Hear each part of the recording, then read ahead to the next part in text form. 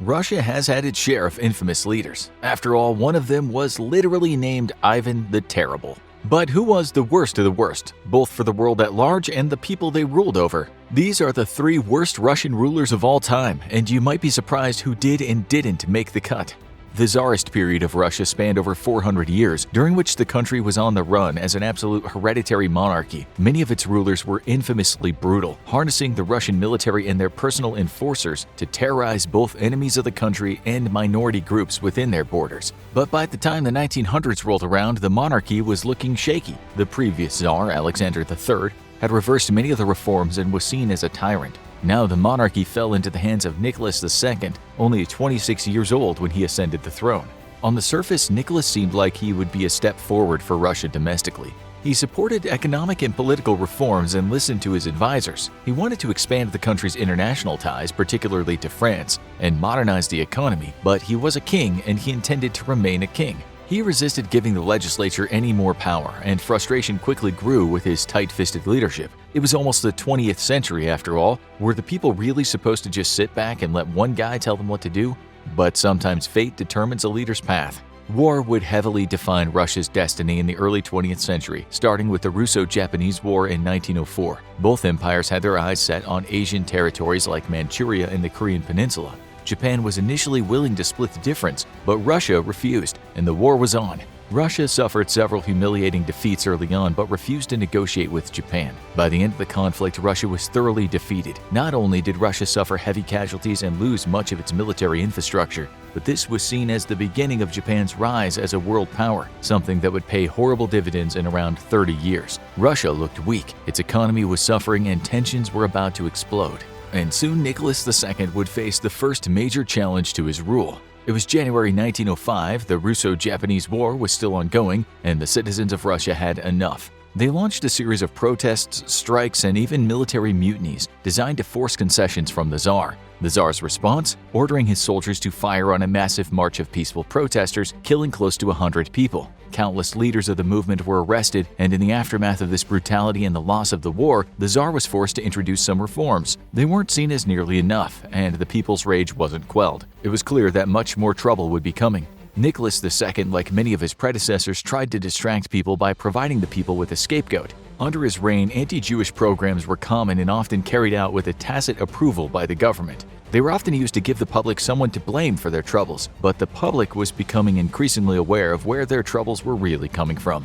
But Nicholas II wasn't paying attention to his approval rating. He was preoccupied by family problems. The Tsar's son Alexei suffered from hemophilia. Treatments for the disease were minimal at this point, and the powerful family was looking for answers. They found them in the ravings of one Grigory Rasputin, a Russian peasant who underwent a religious awakening at a monastery and now proclaimed to be a holy man with mystical powers. He claimed to have healing abilities and became a trusted advisor of the monarchy, distracting the Tsar at one of the most critical times of his reign. Today, many people cast Rasputin as some secret mastermind, steering the Tsar's actions and plotting to betray him. Many stories about Rasputin also attribute him with the inability to die, no matter what was thrown at him. In reality, he was likely just an eccentric who had no business being as influential as he was, eventually being assassinated by a nobleman who didn't want him so close to the Tsar. And soon the Tsar would face one final test. The outbreak of World War I didn't initially involve Russia, but just about everyone was pulled in sooner or later. Nicholas initially wanted to avoid all-out war while still supporting their allies in Serbia, but due to the Russian army's structure, there was no way to just partially mobilize the troops.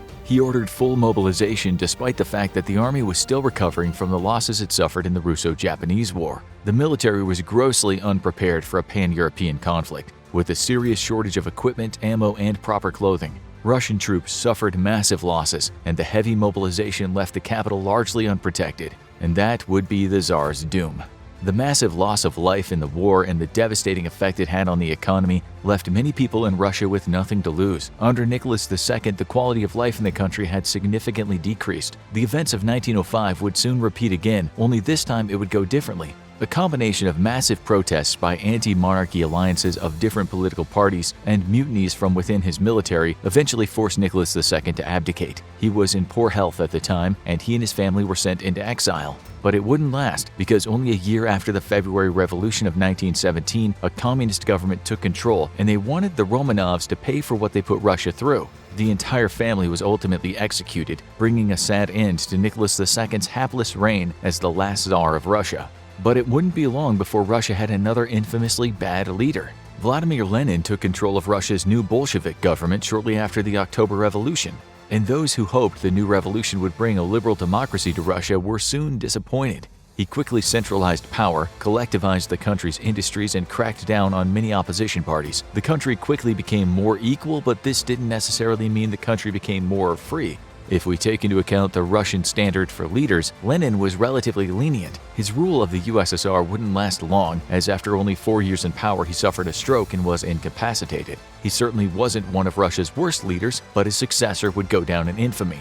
In the aftermath of Lenin's death, Russia was governed by a collective, but one man soon rose to the top. Born a humble son of a shoemaker in Georgia, his name was Joseph Stalin, and he would go down as one of the most brutal dictators in the history of the world. Although Stalin was at first only one of many, he would soon force his rivals out of party and consolidate his power over the country. He became an absolute dictator, and unlike Lenin, he was hyper-focused on stomping out all opposition to his leadership within the Communist Party. He would become infamous for his heavy-handed tactics to crush dissent, both within Russia itself and in its satellite states. Stalin's leadership was best summed up by this series of atrocities. The most infamous of Stalin's creation was the Gulag system, a series of prisons and forced labor camps scattered throughout the Soviet Union. While these existed to a certain extent under the Tsar, what set Stalin's gulags apart was their sheer brutality and how fast they grew in numbers. The targets of his purges were often either political rivals or entire classes of businessmen, academics, or farmers who were deemed to be enemies of the state. It didn't matter if you agreed or disagreed with Stalin. If he deemed you to be an enemy of the state, you would get a one-way ticket to the Siberian wasteland. In total, almost 4 million Russians were sent to the gulags over a 20-year period, with close to 1 million of them reportedly being shot. And for those left behind, things often weren't much better. It didn't take much to get classified as an enemy of the state under Stalin. When he talked about those hoarding too many resources, he wasn't talking about monarchs or land barons. He was often talking about peasant farmers who owned a small swath of land that they used to produce food. Their farms were seized and turned over to the state. Many were deported to the gulags, and those who were left behind were subject to demonization and attacks from the government. These farms provided the backbone of Russia's agricultural industry. Now under the unskilled hands of the state, soon the inevitable followed. Russia soon slipped into a devastating famine.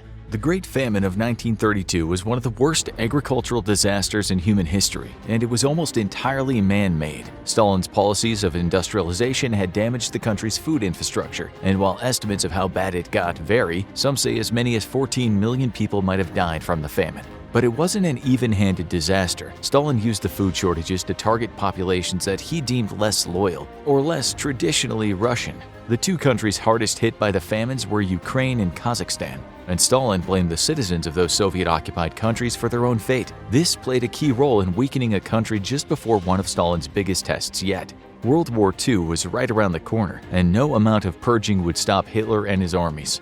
Nazism was rising in Germany, and traditionally fascism and communism were bitter enemies, but neither Hitler nor Stalin were traditional members of their party, and soon they found that they had a lot in common. As Hitler was consolidating his power over Germany and beginning his campaign of brutal oppression, Stalin was doing the same, brutally purging his own communist infrastructure to eliminate anyone who wasn't completely loyal to him. He used the secret police to target anyone he deemed an enemy, and unlike in the past, those purges went all the way to the top of the country's leadership. He had 80% of the Communist Party's leaders executed, including the head of the secret police he used to carry out the purges. And soon, the two mad dictators would find common ground. In 1939, Hitler's Germany and Stalin's Soviet Union signed the Molotov-Ribbentrop Pact, a key non-aggression pact that would let them partition Poland between the two powers and ensure that they could carve up all of Europe without fighting each other. Stalin saw a kindred spirit in a Nazi dictator, and everyone knows that trusting Hitler can only end in good things, right?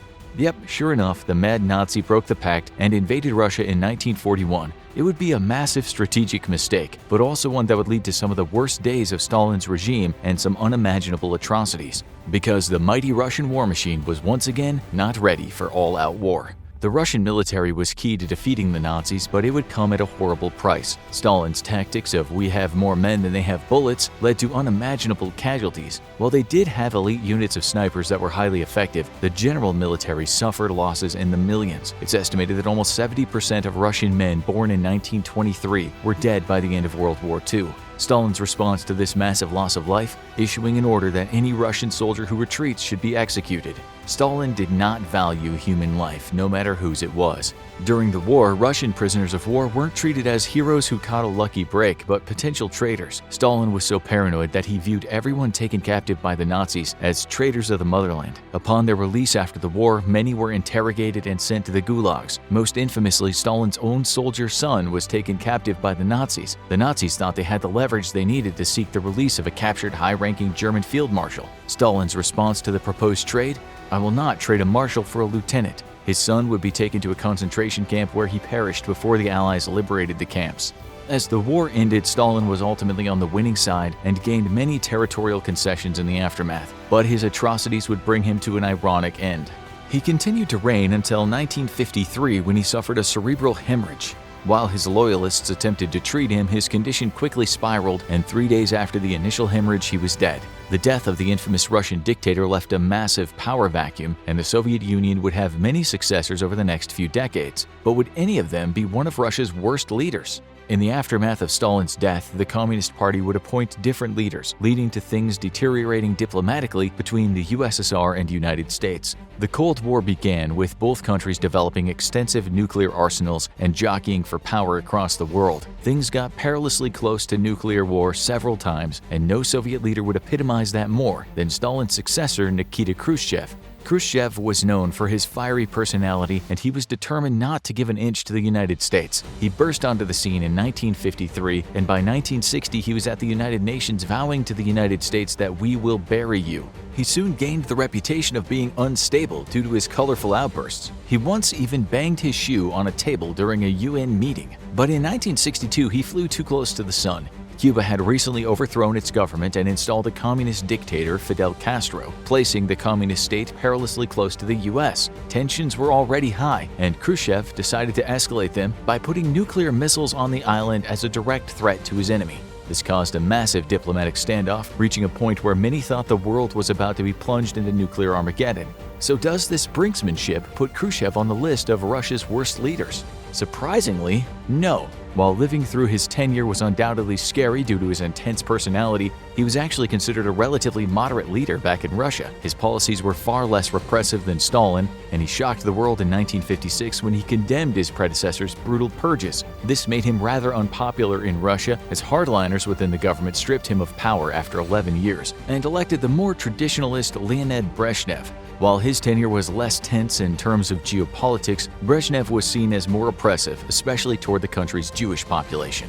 There would be many men at the helm of the Soviet Union, but does the Union's last leader deserve a spot on our list? The year was 1985, and after Brezhnev's extended reign, the Soviet Union had two different leaders in only 3 years.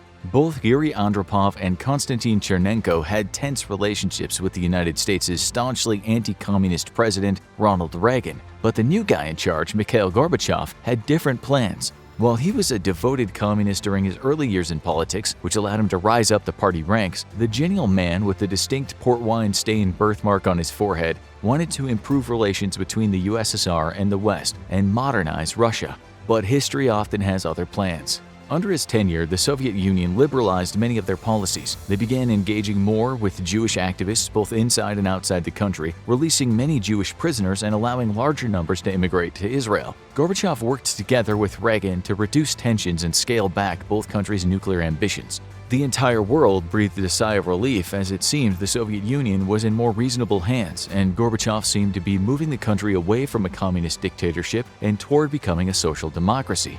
But not everyone was happy about this. Much like Tsar Nicholas II, Gorbachev's leadership might have been undone by paying too much attention to outside forces and not enough to internal ones. Many supporters of liberalization were happy with Gorbachev's reforms, but wanted to see more from the leader. At that same time, Marxist hardliners wanted to topple him and replace him with someone who would reverse his concessions and crack down on dissidents. The collapse of the Berlin Wall and the reunification of Germany only made them angrier, and in 1991 a group of hardliners responded to Gorbachev's re-election by launching a coup attempt while he was on vacation. He and his family were taken hostage, but the coup failed thanks to the intervention of the pro-liberalization faction led by Boris Yeltsin. In the aftermath, the Soviet Union fully collapsed.